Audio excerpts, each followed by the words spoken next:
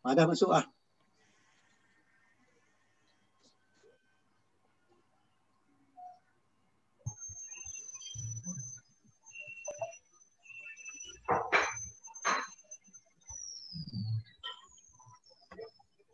Assalamualaikum warahmatullahi wabarakatuh. Assalamualaikum warahmatullahi wabarakatuh. Alhamdulillah kita dapat suara muka lagi bersama sahabat-sahabat kita hari ini. Mudah-mudahan kita dapat berkat juga. Hari ini dah masuk 2 Rejab. Jadi semalam 1 Rejab. Kita dapat berpeluang sembang sampai Khalid sampai 1.30. So hari ini pun kita cuba tengok ada lagi beberapa sahabat akan sampai.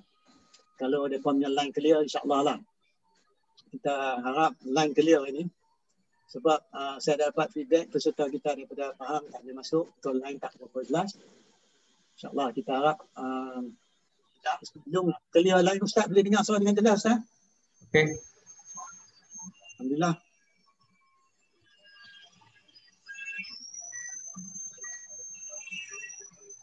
Sana.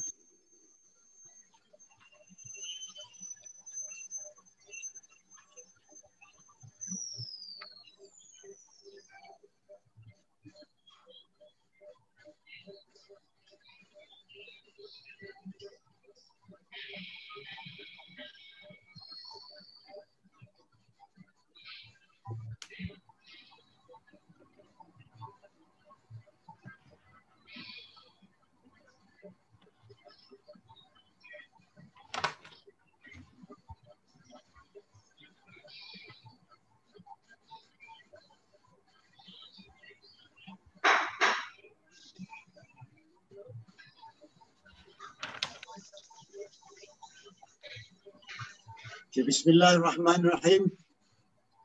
Alhamdulillahirabbil alamin. Wassalatu wassalamu ala asyrafil anbiya'i wal mursalin wa ala alihi wa sahbihi ajma'in. Assalamualaikum warahmatullahi wabarakatuh. Terima kasih kepada panel-panel kita yang sanggup datang hari ini. Dan saya harap sahabat-sahabat yang dapat melihat tolong share sikit. Hari ini kita buat bincang-bincang bersama Mas Tekuf berhubung dengan sharing coaching experiences. Jadi kita sharing pengalaman dan kita masih lagi menunggu beberapa orang sahabat lagi. Kalau kesempatan dia orang akan masuk. Dan saya dapat feedback daripada sahabat kita, Coach Cikgu Abdul Razak daripada Pahang. Tak dapat masuk, line tak elok. Macam semalam memang line saya 2 petang tak boleh masuk, tak elok, putih-putih. Jadi terima kasihlah maklumat yang disampaikan. Walaupun apapun, saya minta lah kalau Cikgu Razak boleh melihat kita punya sesi ni live melalui Facebook, dan saya minta kalau cikgu nak sumbang soalan ke, cikgu nak sumbang sharing sama experience, kita mengalakkan lah. Jadi bersama kita tuan-tuan dan puan ini, ya beberapa orang yang memang cukup istimewa ni sekarang ni. Mereka ni semua dapat pengalaman. Okey, saya mula balik. Sebelah saya ni, kalau ikut yang paling senior dengan tuan-tuan ni ialah Ustaz Long. Ustaz Long juga seorang coach. Saya ingat dia sendiri cerita bahawa memang dia belajar coaching, counselling dan sebagainya. Dan juga kita ada sahabat kita iaitu orang lama lah ni. Ini Cikgu Amin. Cikgu Muhammad Amin Said daripada Institut Pengguruan. Daripada di kelas itu Seremban ke mana kawasan? Kawasan Bandar Estek.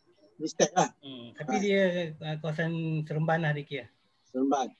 Dan juga daripada utara tanah air iaitu seorang coach daripada Pulau Pinang. Alright, ini dia nama coach Saini. Nama ni tuan-tuan. Nama dia pun sedap. Jadi kita akan buat some sharing. Ini kita same time kita terbuka lah kepada siapa-siapa yang nak share dan sebagainya. It's just take effort sebagai satu sumbangan kita kepada masyarakat. Sedikit kita pendedahan ataupun penambahan ilmu, walaupun sikit kami ada. Mungkin tuan-tuan kalau ada banyak, tolong share sama. Kita welcome. So tajuk kita ini kita nak share pengalaman masing-masing dalam sharing coaching. Sebagai coach yang kita lalui, apa sahaja pengalaman yang boleh menambah nilai dan beri sesuatu petunjuk yang mungkin dulu kita tak nampak sebagai blind spot, atau sesuatu memberi sesuatu kekuatan minda kepada kita dan membentuk kita menjadi ada kekuatan self resilient. Walaupun bagaimanapun kita sebagai orang biasa kita bersifat la adri, saya tak tahu sebenarnya. Ya, kita manusia tak tahu, Allah saja mengetahui kebenarannya, tapi kita hanya usaha setakat yang kita boleh. Jadi buat permulaan ni, kita minta sahabat-sahabat dulu tolong buat permulaan sikit, buat short introduction saja. Dan terus tu ceritalah sikit apa yang tuan-tuan nak share hari ni. Kita cuba kalau boleh kita stop around 12.50 kan, lebih kurang betul lah. Pasal kita masuk pun dah 12.15 dah. Jadi sila kepada tetamu kita, panel-panel yang dihormati sekalian. Sila. Siapa yang cakap dulu sila. Cikgu Amin dulu kot. Sila cikgu. Aduh, Ustaz dah petik. Kena mulalah. Okay, Bismillahirrahmanirrahim.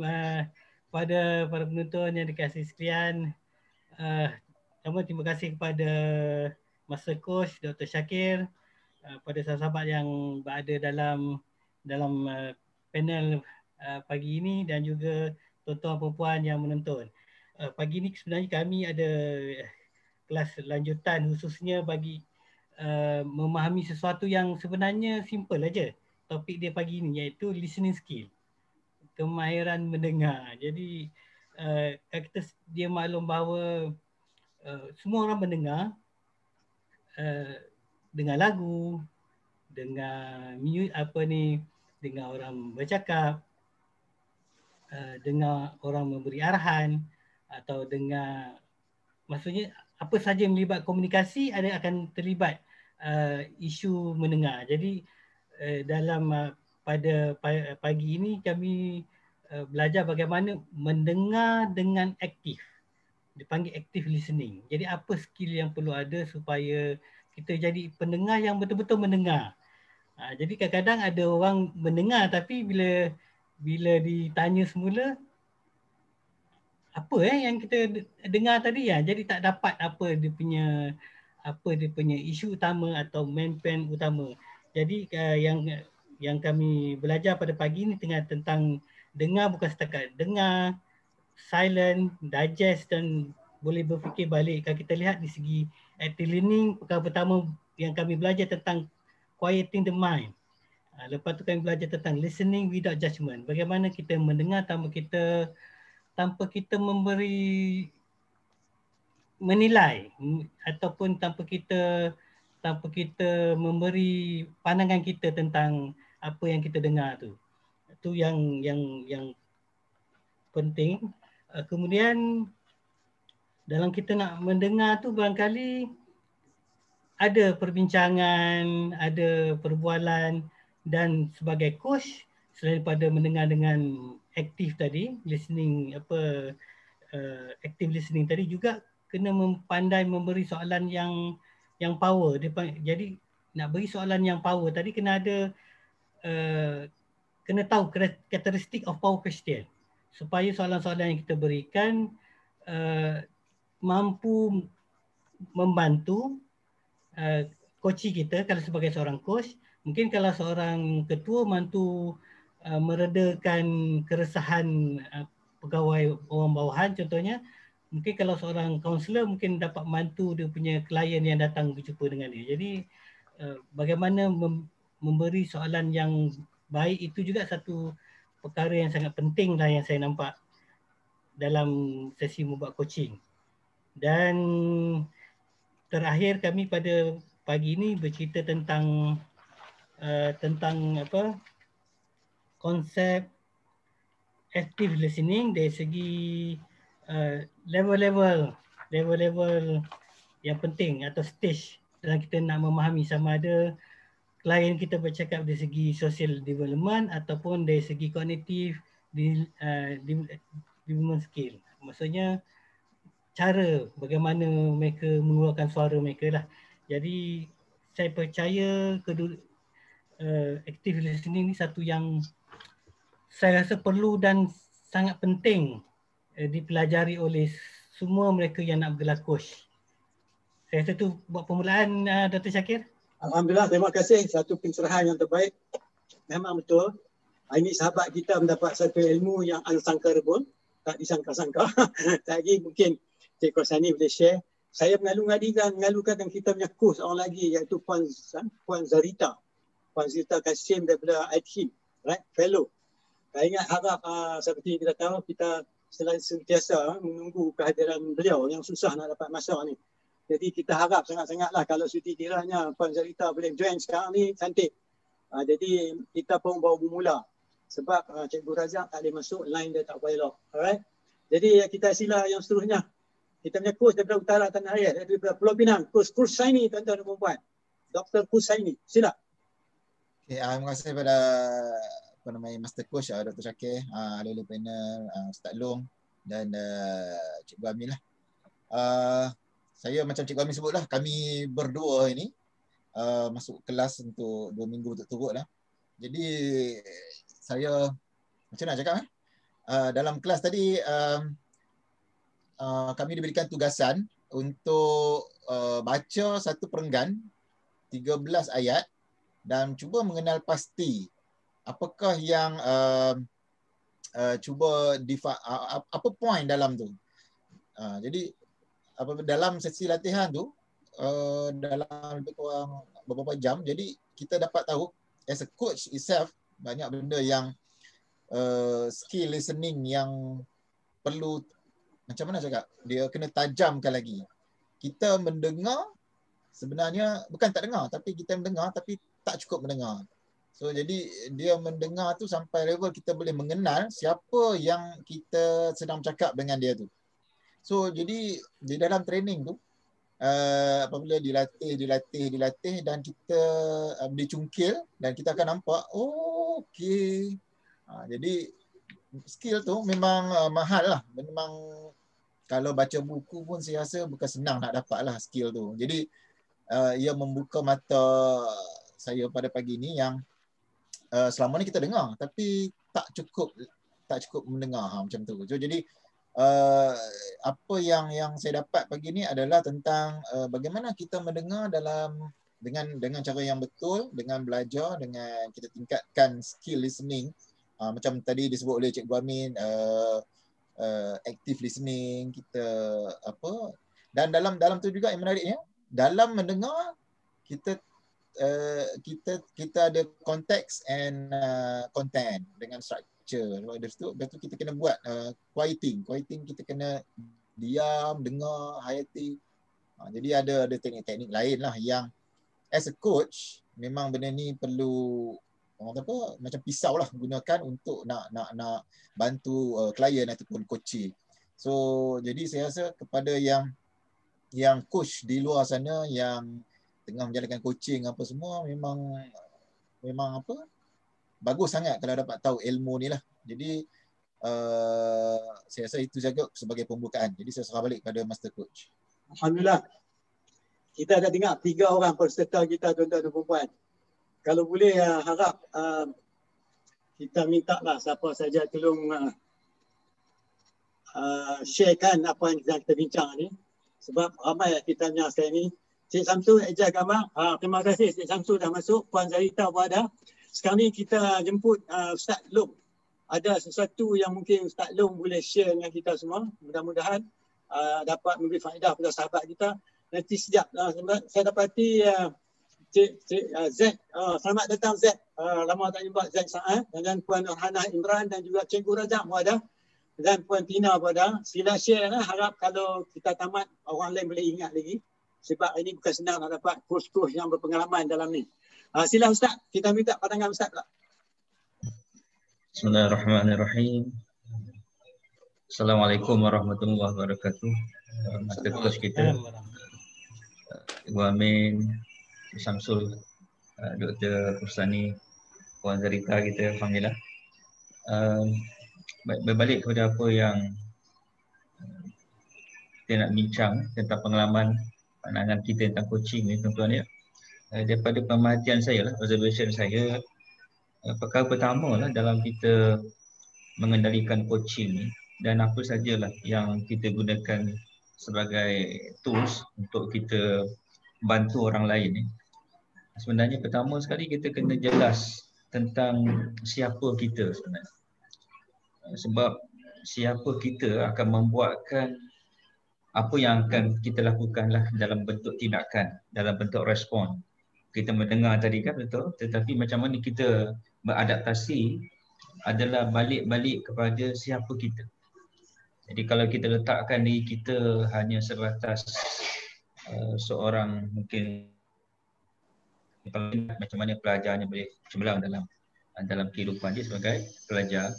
Kalau satu orang bapa mungkin dia akan melihat skop ni anak tadi.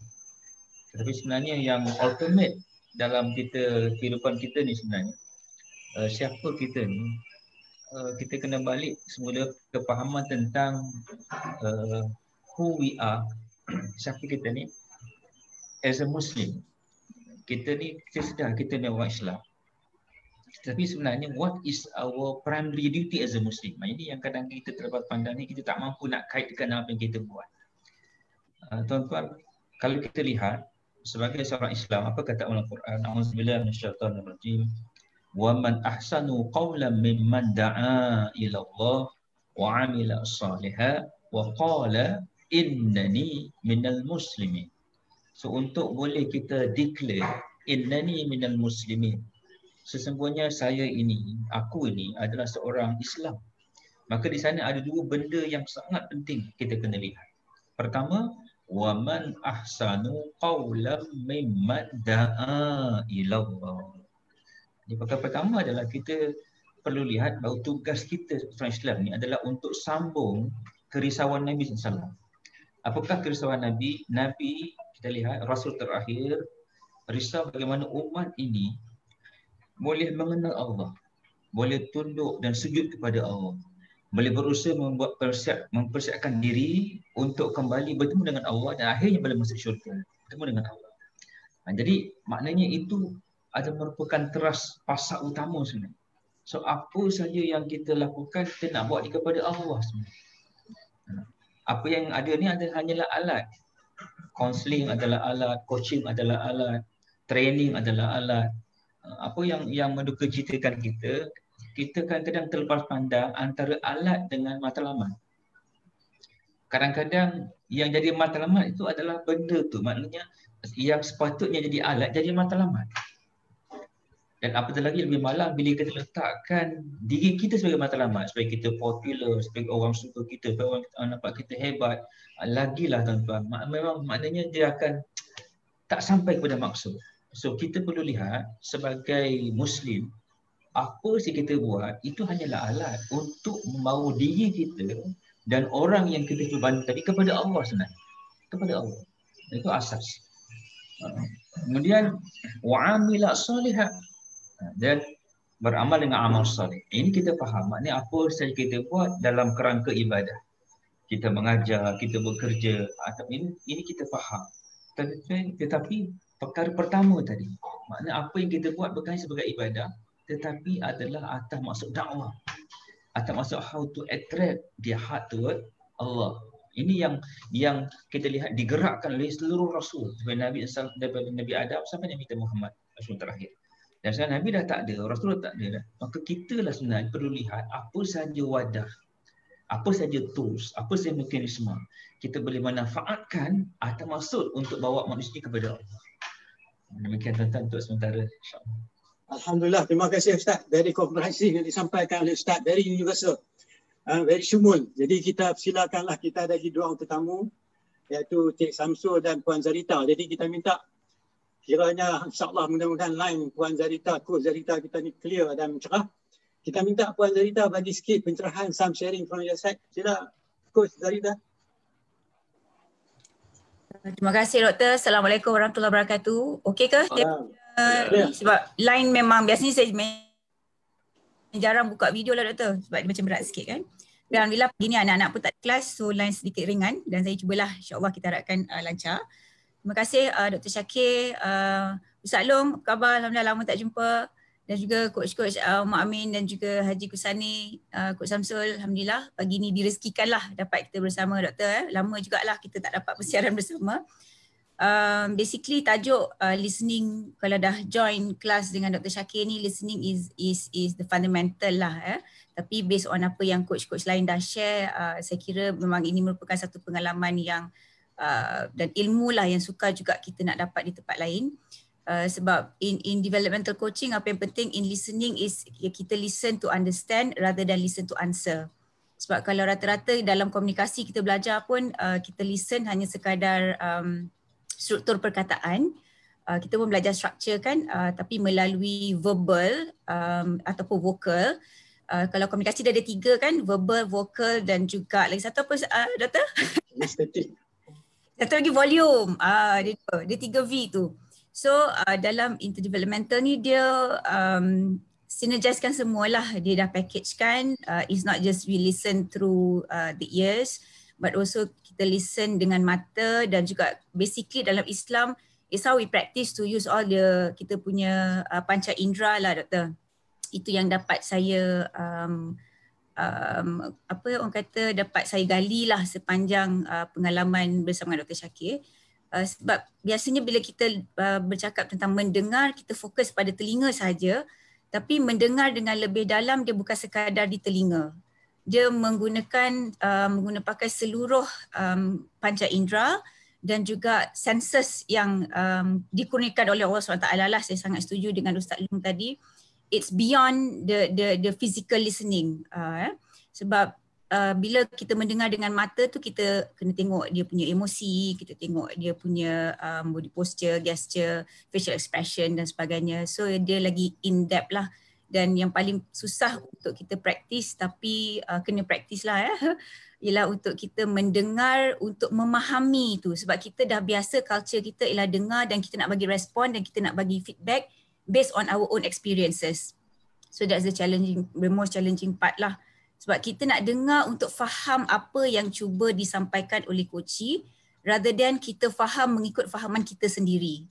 So it's two different situation. Sebab kalau kita faham ikut fahaman kita, that is based on kita punya subconscious dan juga kita punya frame of reference. Tapi kalau kita nak mendengar dan masuk ke dalam frame of reference coachee ataupun kita punya client, that needs more detailing dan juga experience lah doktor kan, macam doktor kata practice. So memang kita dengar.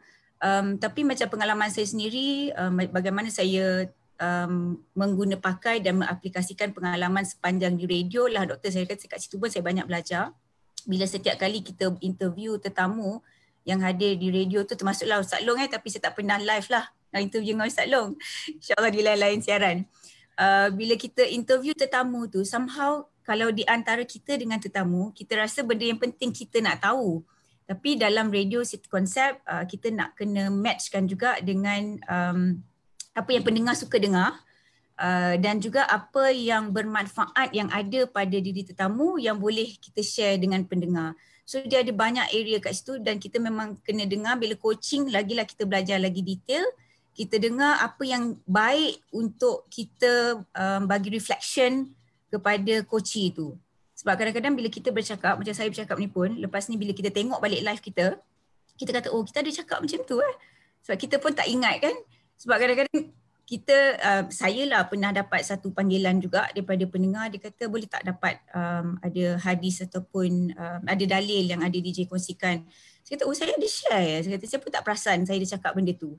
So somehow the presence masa kita bercakap tu, jangan kata orang lain yang tak dapat tangkap, kadang kita sendiri pun tak dapat capture apa kita cakap. So in this coaching session, dia drill kita untuk meningkatkan kemahiran bukan saja mendengar apa yang dia bercakap, kita nak kena ingat juga sebab ada coach yang salin kan apa coach cakap kan. Tapi kalau macam master coach, lainlah skill dia kalau kita tengok cara master coach kan.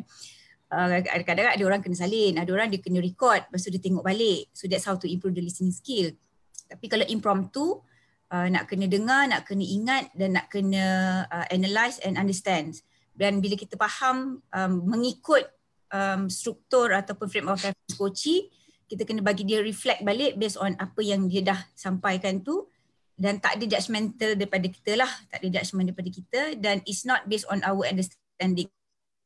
Itu yang saya rasa paling mencabar lah. Kita nak faham mengikut tahap pemahaman dan juga pengalaman serta frame of reference coachee. Itu yang penting dalam bukan sekadar effective listening, kita panggil in-depth listening lah doktor kan. Doktor ada 7 level mendengar tu.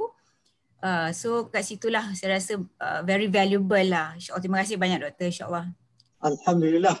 Hari ini kita beruntung kita dapat seorang berpengalaman sharing apa dia lalui. Ini beyond than you expected. So when you have different perspective, different view, different ideas, different experience, dia enrich, dia memperkayakan ilmu Allah yang beri kepada kita melalui pendengaran. Ingat, pendengaran adalah satu alat yang tak boleh kita lepas peluang untuk kita meningkatkan berusaha. Mungkin sahabat-sahabat kita yang belajar hari ini baru dia rasa terkejut macam mana developmental listening dia mendengar beyond than we expected to listen. Bila kita mendengar dengan segi kata yang kita mendengar ni, baru kita dengar setiap butir yang disampaikan dia mempunyai makna-makna yang tersurat dan tersirat. Jadi yang tu kita boleh bincang lain kali. Dan hari ini juga kita ada juga tetamu juga, iaitu Cik Samsul. Okey, minta Cik Samsul bagi sikit penambahan lagi apa Cik Samsul lalui. Lepas ini saya akan pergi balik sedikit. Saya dapat komen daripada coach di luar depan kita ni dalam Facebook. Jadi kita minta bagi jawapan lah. Jadi saya sila dulu kepada Cik Samsul. Tolong bagi sikit sharing apa pencerahan dan sebagainya. Sila Cik Samsul. Assalamualaikum warahmatullahi wabarakatuh. Terima kasih. Boleh ya? Boleh. Okey. Terima kasih kepada coach, Coach Zarita, Ustaz Long, Tuan Haji Coach Ani dan Coach Mu'almin. Sepanjang saya mempraktiskan coaching ni, seperti yang macam Coach Zarita sebut tadi, pendengaran tu. Pendengaran. Kalau sebelum saya belajar tentang coaching, memang rajin nak bercakap je lah. Kan? Background saya pun memang bercakap. Kan? Lecturer ni memang kerja nak bercakap je lah. Alright? So bila belajar ilmu coaching ni, yang sebenar ni, rupanya sebenarnya pendengaran tu lebih penting sebenarnya. Kan? Pendengaran lebih penting supaya dengan mendengar tu saya dapat dengar lebih empathy, membina tahap kesabaran diri untuk bercakap tu, untuk respon kan. Sebab orang tu nak tunggu dia cakap sampai habis.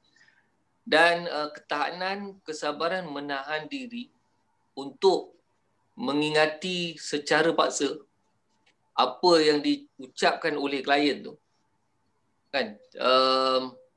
Kepada supaya saya boleh dengar dengan penuh ketenangan, kan? Ketenangan, klien pun dia pun boleh bercakap dengan penuh ketenangan. Dan dalam masa yang sama bukan sekadar ketenangan saja, situasi itu boleh menjadi lebih fokus. Klien boleh bercakap dengan penuh berisi. Dia bukan bercakap macam kosong je, tapi ada isi, ada maklumat yang penting untuk saya capture. Dan daripada situ barulah saya boleh menyusun soalan tu. Menyusun soalan supaya klien itu boleh mengeluarkan percakapan daripada dalam diri dia sendiri. Ini memang perlu latihan lah. Kan? Latihan banyak kali. Dan dari masa tu saya akan bertanya dengan master coach lah. Kan, sedikit sebanyak master coach akan beri sedikit panduan. Dan alhamdulillah dia mempengaruhi bukan sekadar klien tu, mempengaruhi saya sebagai coach juga sebenarnya. Kan, jadi world view pun dah jadi berbeza dah daripada yang sebelum. Macam itulah yang saya boleh kongsikan. Alhamdulillah, terima kasih. Jadi sebelum kita pergi lanjut lagi, kita ada sesuatu yang boleh kita bincang. Terdapat yang dihantar oleh coach Cikgu Razak, Cikgu Razak, iaitu former head of coaching and mentoring di Institut Aminuddin Baki. Sahabat, dia kata jika kita mengendalikan sesi coaching yang ingin membuat perubahan ke atas organisasi atau dirinya, iaitu diri dia atau organisasi, apakah perlu seorang coach menggunakan juga alat model perubahan? Dia tanya, adakah perlu? Dan apakah antara contoh-contoh model perubahan yang boleh digunakan pakai? Jadi ini kita buka lah. Siapa saja yang ingin nak share, nak bagi sumbangan, saya mengadu-ngadukan lah. Jadi siapa saja, Cikgu Amin, kalau Cikgu Amin nak bagi sikit sumbangan dan sebagainya, kita pakat bagilah sikit. Alright? Jadi masing-masing boleh bagi sikit sama dia. Sila. Doktor, boleh dengar ke suara saya? Boleh. Cantik. Okey. bagi saya kalau sebagai coach, pada peringkat awal pertama pada saya ialah pada diri coach itu sendiri, kesedaran diri dia bagaimana untuk membantu untuk melengkapkan ilmu dia. Itu paling, pada saya itu yang paling utama. Yang kedua, segi niat dia untuk membantu lah, sama ada individu atau organisasi tadi. Kemudian yang ketiga, segi berkaitan dengan segi ilmu dia itu ialah sejauh mana dia dapat mendalami ilmu coaching itu sendiri supaya dia boleh membawa perbincangan yang dimasukkan tadi ke arah yang betul. Jadi kadang-kadang bila kita tidak cukup ilmu, tidak cukup dikatakan tidak cukup kepakaran, yang kadang-kala boleh membawa arah yang silap, boleh membawa kesilapan. Contoh kalau kita lihat segi listening skill ni contohnya. Jadi kalau seorang coach yang tidak betul-betul mendengar, dia akan silap tafsir ataupun dia membuat judgement dia sendiri terhadap perbincangan yang diharapkan. Sebenarnya coach atau klien tu dia harapkan yang lain, tetapi coach pula sudah memandu ke arah yang berbeza. Jadi ini pada saya itu satu kesalahan yang sangat besar, yang sudah tentunya coach itu sendiri kena ada ilmu dari segi coaching itu. Ya, saya nampak saya ulas yang tu dulu, Doktor. Okey, terima kasih. Lain-lain ada siapa lagi nak bagi sumbangan? Mungkin Korsaini ataupun kita punya fellow member kita iaitu Puan Zarita, anything? Sila. Okay, basically soalan dia berkaitan dengan change management lah, Doktor, kan? Yes, can be change management. Whether nak guna any models ke, tak guna ke, it's up to the coachee. Kita kena tengok the coachee punya status lah, Doktor, kan? Sebab change, nak guna model apa pun tak ada masalah sebab dia banyak kan. Dan dia betul. Model fits all. Dia bergantung kepada peribadi dan juga individu yang sedang kita, klien kita tu lah. Sebab kalau nak tengok change management banyak lah, Doktor. Tapi yang biasa ataupun sekarang yang diperkatakan ialah growth mindset kan, Doktor, kan? Cuma kita nak apa kata, ada satu mindset yang sentiasa subur, yang sentiasa nak adakan perubahan ataupun penambahan. Tapi rata-rata dalam situasi yang dalam sekarang lah, kita tengok dalam isu pandemik dan wabak ni dan sebagainya, sebab satu yang akan trigger manusia bila masuk ke change management ialah the comfort zone. So nak kata perlu model untuk berubah ke tak ada ke, you have to decide that with the coachee lah. Sebab bila dalam comfort zone tu kita nak bawa dia ke excitement zone tu pun dah another step ataupun level kan. So if the coachee wanted to change based on dia punya kemahuan sendiri, even he or she ada dia punya own model pun mungkin kita tak tahu kan, sebab benda tu dah ada dalam diri dia dan mungkin dia sendiri ada sebenarnya cara dan juga model yang dia nak guna. It's just that kita sebagai coach tak adalah kita kata okay, this is suitable for you, yang ni sometimes kita kena tanya dia yang ada the solution lah basically kan. Sebab kalau lepas excitement zone tu dia biasanya kita dah ke panic zone, dia kan ada 3 gelung tu kan.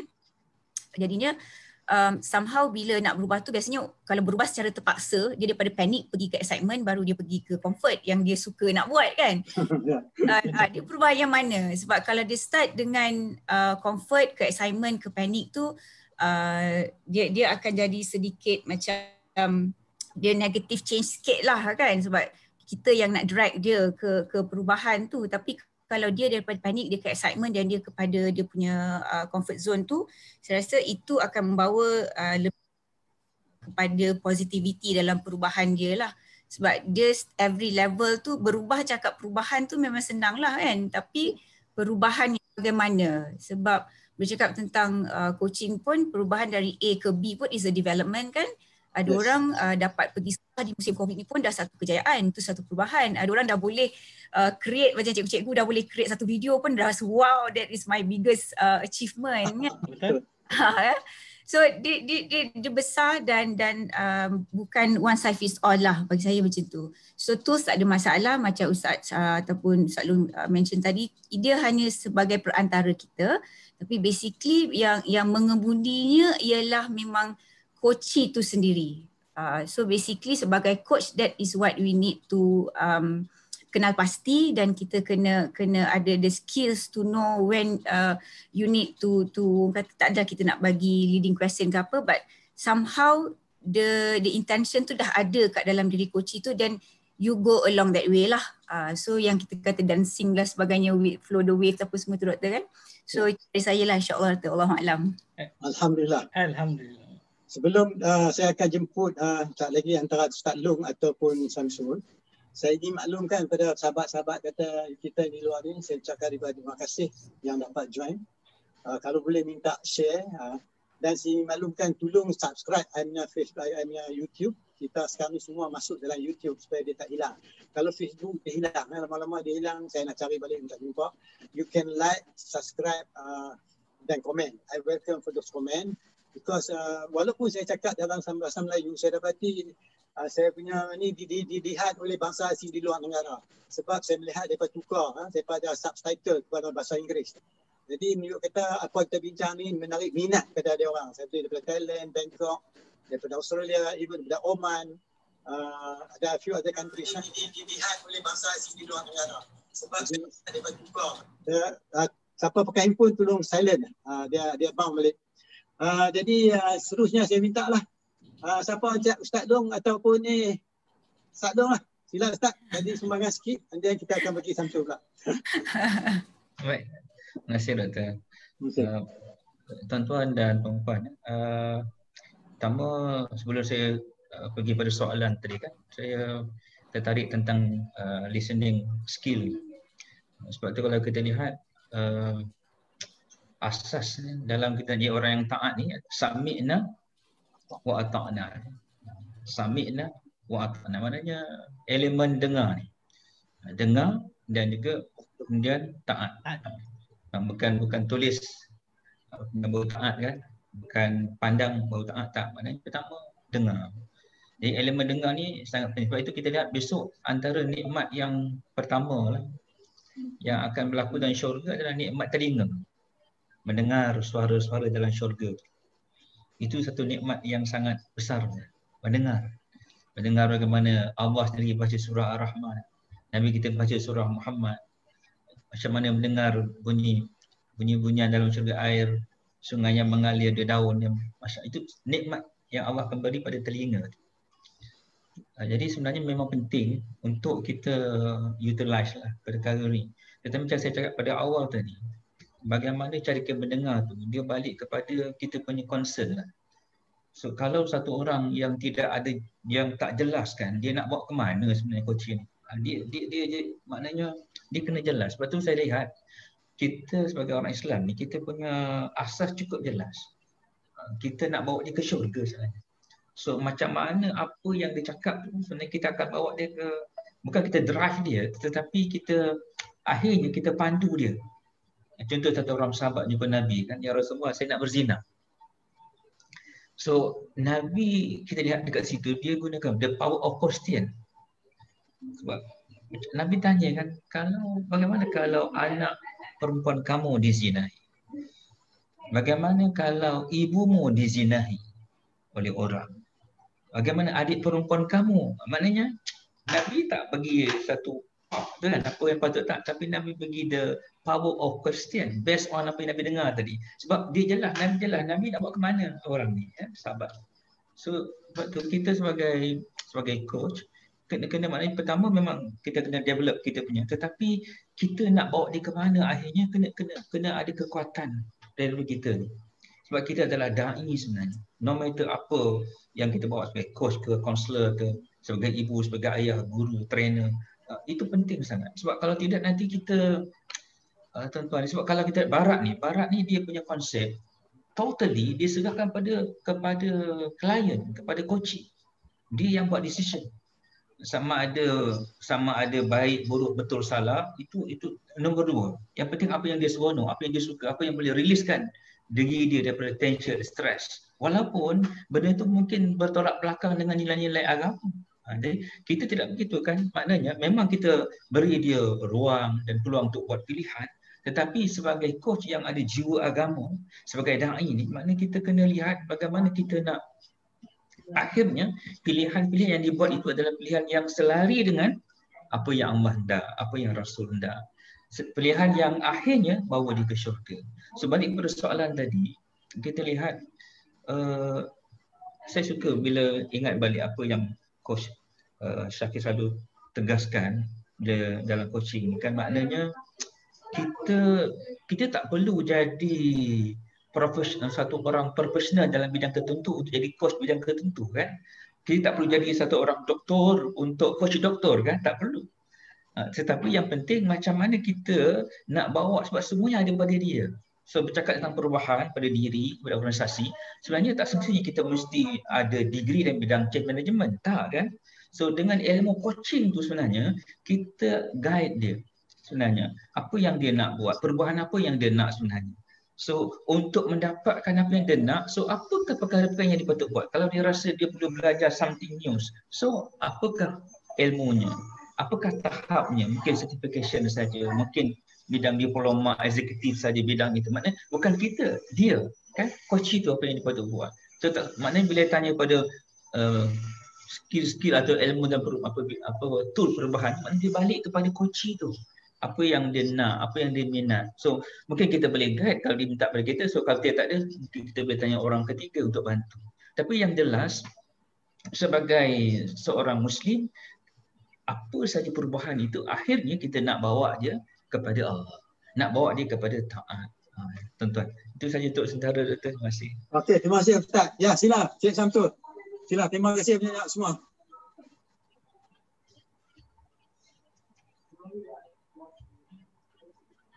Mic, mikrofon je Samsul. Okey. Boleh Okey, boleh.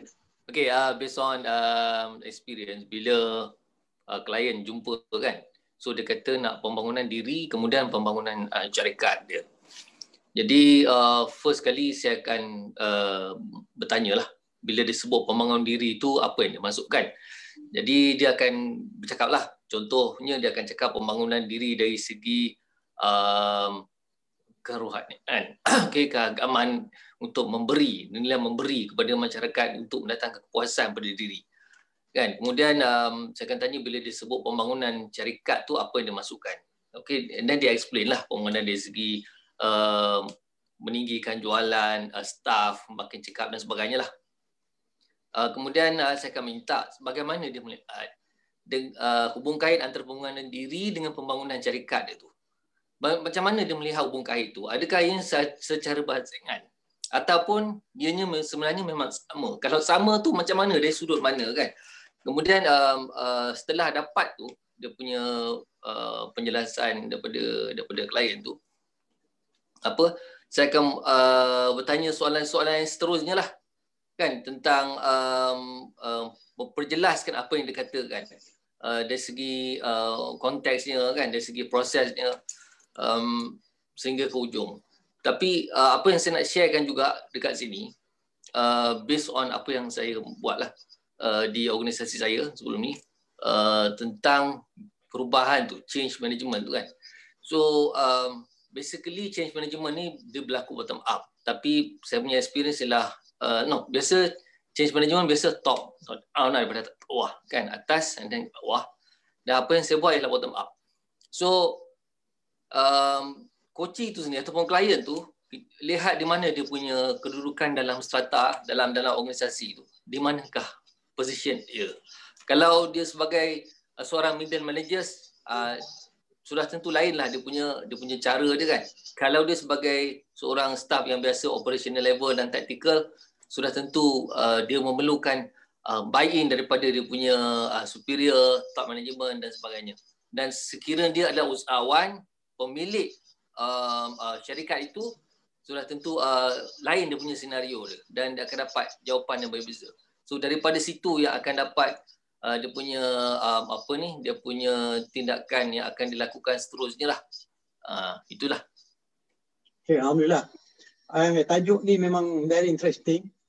Saya ingat kita akan perincikan soalan ni sesi kita sebelah petang nanti. Kalau line elok, kita akan buat 5-20. Alright? Kita boleh sambung bincang lagi tajuk soalan yang tanya ni. Terdapat dua, tapi bagi saya satu. Dia tanya macam mana nak berubah daripada diri seorang dengan organisasi. Jika seorang tu di dalam organisasi itu, bila dia berubah, insyaAllah dia boleh merubahkan organisasi itu. Terutama kalau dia seorang CEO. Right? He is the change, the master of change. Kemudian kalau suka jadi model dan penggunaan alat-alat terkini itu, banyak kita boleh bincang. Tapi start dengan diri kita. You as leader or CEO incorporated. Jadi kita sendiri ini ada tool-tool sendiri yang Allah bagi kepada kita. Yang mana saya akan kupas lagi Terinci. Terima kasih kupasan yang dibuat pada semua sahabat kita. Cuma Cikgu Saini, ada apa-apa Cikgu Saini nak cakap? Saya rasa pasal duduk tepi laut, angin bagus sikit. Nampak ombak jalan elok. Berombak elok, jadi kami tumpang tengok apa pandangan you. Duduk tepi laut nampak lain. Sila sikit. Terima kasih kepada Coach Syakir. Saya rasa dah banyak ni dihuraikan. Saya tak apa, sikit-sikit je lah kot dah di akhir ni. Jadi saya rasa betul lah tadi macam Ustaz Long sebut, apa-apa pun is just about the niat, the intention, apa ni lah. Apa yang kita nak sebenarnya. Kemana kita nak pergi sebenarnya. So kalau itu kita boleh jawab, saya rasa benda tu as a coachee, dia tak perlu coach nak bantu, nak bawa dia kan. Sebab yelah, kalau macam Ustaz Long sebut, dari segi coaching kalau barat mungkin dia nampak dia boleh jawab macam ni kan, okay, that's it. Tapi as a Muslim punya coach, kita nak bawa keluarkan dia kepada apa yang dia nak, tapi dengan standard ataupun kayu ukur kita as a Muslim lah. So it quite a big challenge kalau kita as a coach pun tak ada satu kayu ukur yang macam tu, standard tu. Sebab kalau kita sekadar belajar yang biasa mungkin tak sampai ke situ lah. So, kalau yalah coach nak apa, okay, then jawab, then that's it. Tapi kalau kita as a Muslim coach, then kat situlah yang kita boleh bawa. Dan kalau coach tu faham, kita as a Muslim, konsep tegur menegur, konsep open, konsep memberi menerima, konsep kalau sahabat ni, kalau kita sayang sahabat, kita bantu dia melalui contohlah coaching. So itu kalau coach itu faham. Kalau coach itu tak faham, dia sendiri pun tak nak. Satu, yang keduanya yalah, bukan senang nak buang perasaan-perasaan yang mazmumah, ego, tak boleh terima pandangan, tak boleh di coaching. So kalau itu tak lepas, then susahlah. Coaching tu susah nak jalan dalam keadaan yang yang mudah. Jadi dia lebih pada, so memang susahlah, memang tak boleh lah. So tak coachable pun actually. So saya dalam Islam ni sistem tu dah cantik lah. Cuma okey, saya rasa itu je lah kot kan. Dia dah hujung lah kan. Okey, okay, saya nak beri penambahan sikit saja. Pasal kita ada limited time nak masuk Zuhur. Kita akan sambung balik pukul 5.20 nanti. Minta panel masuk balik. Apanya bila nak cakap tentang perubahan ni, kita boleh lihat berbagai-bagai sudut. Ini sebagai bayangan. Apa yang disampaikan Ustaz merupakan satu. Sebenarnya kita seorang Islam, kita nak bawa seorang tu di dunia menuju ke akhirat. Kalau boleh menuju ke syurga. Sebab mati ini satu perkara yang memang tetap berlaku. Jadi kita menuju ke situ, jadi kita menuju ke akhirat. Jadi apa kita buat sekarang ni di dunia, baru kita sampai ke akhirat. Jadi apabila berhubung dengan soalan tanya tadi, sesuatu perubahan nak berlaku, seseorang tu dia terlepas pada 4 momen, 4 suasana. Di mana dia sedang berada, dalam konteks yang macam mana dia ada. Coach tu mesti ambil kira. Kedua, bagaimana hubung kait antara dia dengan organisasi dan orang lain pun perlu diambil kira. Dan juga coach perlu bertanya apa sesuatu terbaik, terbaru, terpenting bagi dia mengendalikan supaya berlaku proses perkembangan. Sebab change is satu daripada 82 proses transformation. Jadi change tu kecil. Banyak lagi yang boleh kita ulas. Yang insyaAllah kalau ada peluang lagi kita bincang. Yang Allah bagi kat kita jenis pemikiran yang kita unsangkable lah. Tak sangka Allah bagi cukup banyak dan luas. Cuma kita nak pasti yang mana lebih kita confident buat. Apabila kita boleh mengendalikan konteks yang kita lalui, apabila kita melihat hubungan dan proses kita buat, kita boleh orang katakan, kita boleh mengkoordinasikan proses, konteks dan relationship, maka jadilah transformation. Kalau change saja dia tak keseluruhan, yang kita perlukan ialah transformation. Jadi kita akan bincang berhubung dengan transformation. Jadi benda ni kita akan bincang lagi sebagai Kata something is more important yet to come. Petang ni 5.20 jangan lupa. Semua sahabat-sahabat kita jemput. Okey. Sebelum kita nak keluar ni saya nak tengok sikit di Facebook. Selain apa yang ditulis oleh Cikgu Razak. Terima kasih Cikgu, soalan yang very powerful. Saya ingin ucapkan terima kasih kepada Cikgu Razak, Nurhana Imran, Zack Saad. Selamat datang Cik Zack. Kita punya Cik Samsul, Tina, Cikgu Razak, Ahmad Kamil. Coach kita pun sedang memerhati. Cik Najib. Najib ni pun ni orang kuat ni, orang daripada PNS ni. Selamat datang Cik Najib Hassan. Lama tak jumpa. Dan Cikgu Alias, Ustaz Alias daripada Utara. Terima kasih. Dan Cikgu Long, Cik Sulaiman Aris, terima kasih for sharing. Please share tuan-tuan dan puan-puan. The more you share the better, so that kita tak boleh nak header kepada semua. Jadi saya ucapkan terima kasihlah pada panel-panel. Sebagai penutup, can we go one round, a short one, okay? Short one. Kita start pertama sekali dengan Ustaz Long. Short one Ustaz. Kita nak tutupkan perbualan kita hari ini. Silakan Ustaz.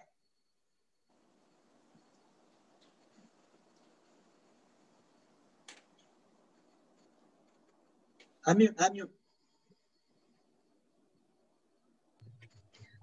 kasih Dr. Shakir.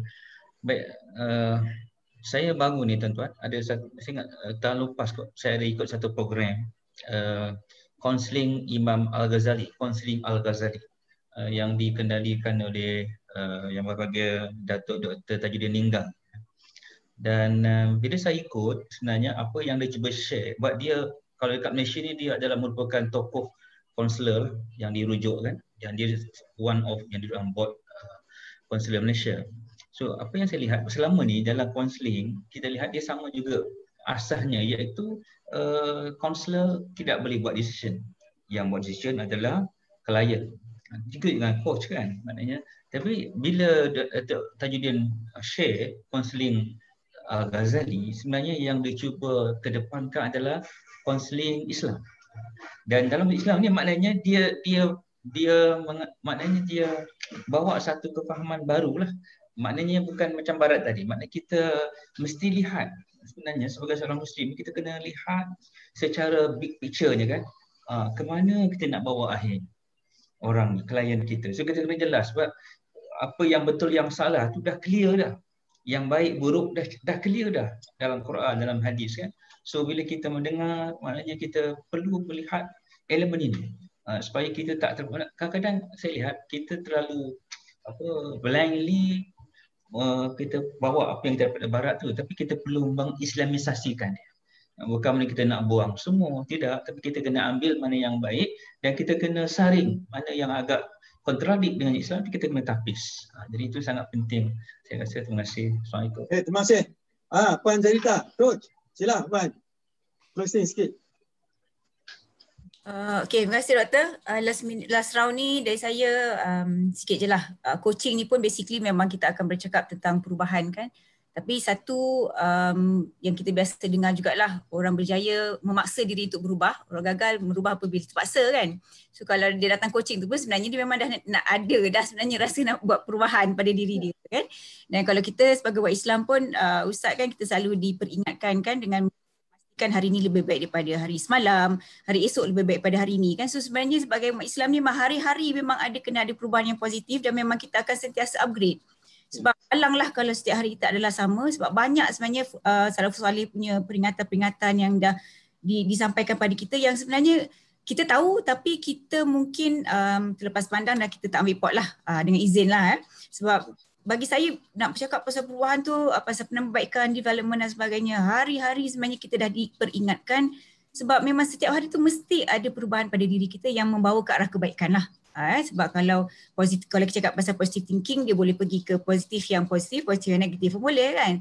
Tapi kalau bercakap dalam konteks hadis dan kata-kata Salafus Salih ni, saya rasa memang semua membawa kita kepada ke arah yang kita nak belajar daripada awal tu, kita kenal diri tu Ustaz Long kan.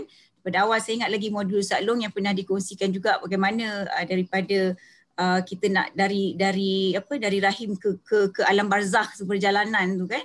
So saya kira itu segala proses yang perlu kita ambil cakna lah, dan juga itu yang kita kata pegangan sebagai kau nak kata Muslim coaches dan sebagainya sebab teori dan juga ilmu dan juga knowledge dan sebagainya, apa yang kita tahu ni hanyalah sekadar di hujung jari kalau kita ke pasir, ke tepi pantai kan, kalau kita cucuk jari kita kat tepi pantai tu, macam Cik Kursani tu kalau boleh masuk jari kat pasir pantai tu, yang melekat kat jari kita tu, itu je lah yang kita tahu sikit kan. Sedangkan jumlah pasir di tepian pantai tu, ya Allah subhanallah. Saya kira banyak lagi lah Ustaz, Doktor. Kan? Terima kasih. Ustaz dan Dr. Syakir. Terima kasih Coach Zarita. InsyaAllah Doktor. Kursani, short one.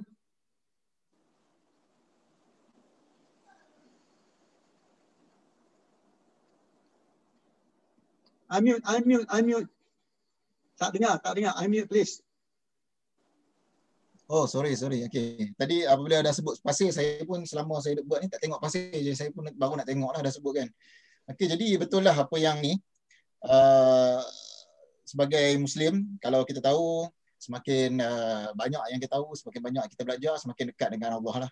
So, apa yang dalam suratul Kahfi tu, kanal bahr memida dari kalimati rabbi, yang tentang ayat tentang betapa ilmu tu lagi banyak macam kalau tengok laut tu kan lah sikit je ilmu kan bandingkan dengan apa yang kita tahu. So the philosophy of macam tadi lah, itu dari segi nak change day kita, yalah kita makin lama kita belajar makin banyak ilmu, makin tahu. So it's about sama juga dengan change lah. So kalau kita rasa kita dah bagus, then why should we change? Why should ni? Jadi tentang filosofi as Muslim, tasawuf apa semua tu memang very powerful untuk nak kontrol diri, supaya dengan sifat-sifat tu dia akan bantu untuk nak memudahkan, nak expedite change. Itu sajalah. Terima kasih. Cikgu Amin, short on. Unmute. Suara tak dengar. Okey, pada saya sebagai coach, dia konsepnya mudah saja daripada kita nak bawa seseorang daripada present moment sekarang ke desired state, ke satu titik yang baru. Jadi along the process tu, perubahan sama ada perubahan diri atau perubahan organisasi, pada saya dia tidak boleh lari pada konsep ilmu dan belajar tadi. Sama ada nak ilmu dunia atau nak ilmu akhirat, kedua-duanya perlu belajar juga. Pada saya perlu ada ilmu yang sebenar, yang betul. Jadi macam Ustaz Long tadi memandu jalan supaya kita tidak terkeluar daripada landasan kita as a Muslim. Terima kasih pada semua. Terima kasih Doktor. Terima kasih. Samsul, last Samsul. Okey, bismillahirrahmanirrahim. Jadi bila bercakap tentang coaching ni, perubahan daripada keadaan sebelum sehingga sekarang dan masa depan, perubahan ni sebenarnya satu proses yang menyakitkan. Okay, bagi saya sendiri dia menyakitkan sebenarnya, tetapi ia adalah satu kenikmatan, kan? Bila capai itu satu kenikmatan dalam kesakitan. Bila dikaitkan dengan nilai-nilai agama kan, saya melihat itu daripada sudut macam mentoring.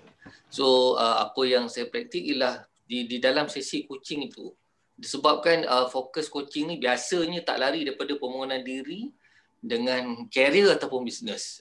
Setakat yang saya lalui lah, itu memang dalam masa 40 minit itu memang totally daripada klien tu sendiri, daripada dalam diri dia. Dia bebas terbang ke mana saja. Selepas coaching tu and then baru mentoring. Di situ baru selitkan sedikit nilai-nilai kan, nilai-nilai keagamaan, nilai-nilai murni yang boleh orang kata dilengkapkan lagi lah dengan apa yang nak dicapai. Kemudian baru diikuti dengan pelan tindakan dan sebagainya lah. Jadi begitulah yang saya lihat. Okey, saya ucapkan ribuan terima kasih kepada ahli panel kita, Ustaz Long, Coach Zarita, Coach Saini, Samsul, dan juga kita punya orang kuat Cikgu Amin. Terima kasih sudi ruangkan masa. Sekarang ni kita tangguhkan hari ni, petang ni kita sambung balik perbincangan ni daripada pukul 5.20 petang. InsyaAllah harap cuaca, angin, udara elok, insyaAllah kita akan sambung lagi. Walaupun kita dah tutupkan masa ni, saya ucapkan ribuan terima kasih kepada tuan-tuan dan puan-puan yang boleh sudi masuk, ramai lagi masih masuk.